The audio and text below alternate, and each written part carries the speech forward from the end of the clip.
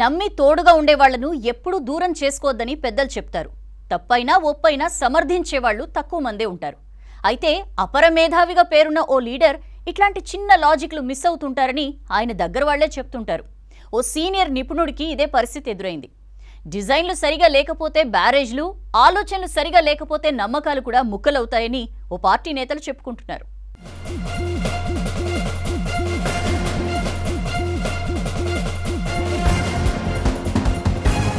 కుంగిన పగుళ్లు తేలిన మేడిగడ్డ, అన్నారం సహా కాళేశ్వరం ప్రాజెక్ట్ అంతా లోపభూయిష్టమని ప్రపంచానికి తెలిసినా కేసీఆర్ కు మాత్రం ఆ కాళేశ్వరం కలల ప్రాజెక్టు కూలిపోయే ప్రమాదంలో ఉందని దర్యాప్తు సంస్థలు చెప్పడంతో కేంద్రం కూడా అసలు ఆ ప్రాజెక్టు వయబుల్ కాదని చెప్పేసింది. రాజకీయంగా ఆ ప్రాజెక్టుపై ఫైట్ చేయాలి కాబట్టి బీఆర్ఎస్ మేడిగడ్డ టూర్ వెళ్లింది. ఎమ్మెల్యేలు, ఎమ్మెల్సీలు, మాజీ మంత్రులు, ఇతర నాయకులంతా మేడిగడ్డ, అన్నారం బ్యారేజీలు పరిశీలించి తమకు తోచిందల్లా మాట్లాడి వచ్చేశారు.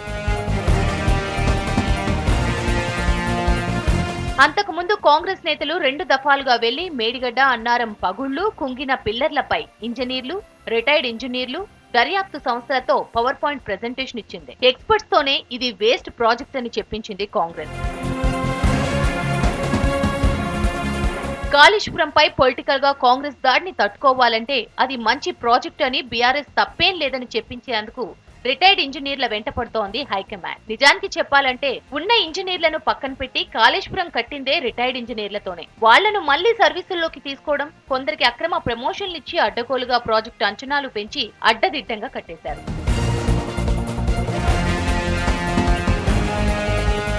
ఉద్యమం నుంచే కేసీఆర్ వెంటున్న రిటైర్డ్ ఇంజనీర్ల సంఘంతో నీళ్లు, నిజాలపై పుస్తకాలేసి తెలంగాణ వస్తే నీటి సమస్య ఎలా తీరుతుందో, తెలంగాణకు అన్యాయం ఎలా జరుగుతుందో ఆ రిటైర్డ్ ఇంజనీర్లతో చెప్పించే ప్రయత్నం చేశారు. పార్టీ అధికారంలోకి వచ్చాక రీడిజైన్ వివాదాలు, విమర్శల టైంలో కూడా అదే రిటైర్డ్ ఇంజనీర్లతో కౌంటర్లు ఇప్పించారు కేసీఆర్. రేవంత్ సర్కార్ ఈఎన్సీలు, రిటైర్డ్ ఇంజనీర్లపై చర్యలు తీసుకుంటుండటంతో ఇప్పుడు మిగిలిన రిటైర్డ్ అధికారులు వణికిపోతున్నారు.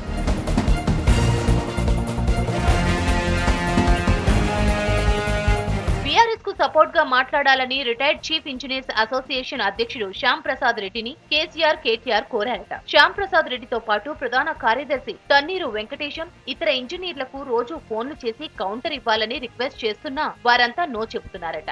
ఇటీవల శ్యామ్ ప్రసాద్ రెడ్డి తన సతీమణి చనిపోతే కేసీఆర్ కనీసం ఫోన్ లో పరామర్శించలేదట. దీంతో శ్యామ్ ప్రసాద్ రెడ్డి బీఆర్ఎస్ పై గుర్రుగా ఉన్నారట.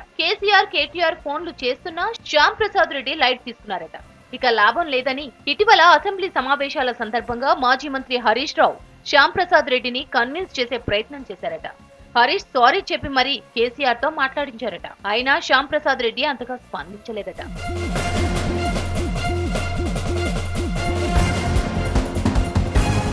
మేడిగడ్డ టూర్ వెళ్లే ముందు కేటీఆర్ స్వయంగా శ్యామ్ ప్రసాద్ రెడ్డికి ఫోన్ చేశారట. సరే వస్తున్నా అని చెప్పి లాస్ట్ మినిట్ లో హెల్త్ బాగాలేదని తప్పించుకున్నారట. సరే రిటైర్డ్ ఇంజనీర్లు, నిపుణులు ఎవరైనా వెళ్లారంటే అది లేదు. వారి కోసం ప్రత్యేకంగా బస్సు ఏర్పాటు చేసినా ఆ బస్సులో ఉన్నది ఇద్దరు. 70 మందితో ఉన్న ఆ సంఘంలో తన్నీరు వెంకటేశం, దామోదర్ రెడ్డి అనే రిటైర్డ్ ఇంజనీర్లు మాత్రమే వెళ్లారు. వీళ్లతో పాటు ఉద్యమ సమయం నుండి కేసీఆర్ వెంట ఉన్న వి ప్రకాష్, అది పార్టీ నేత హోదాలో వెళ్లారు. ఇక ప్రాజెక్టు వద్ద ఇంజనీర్లు ఎవరూ లేక పొలిటికల్ గా వివరించారు హరీష్, కడియం శ్రీహరి.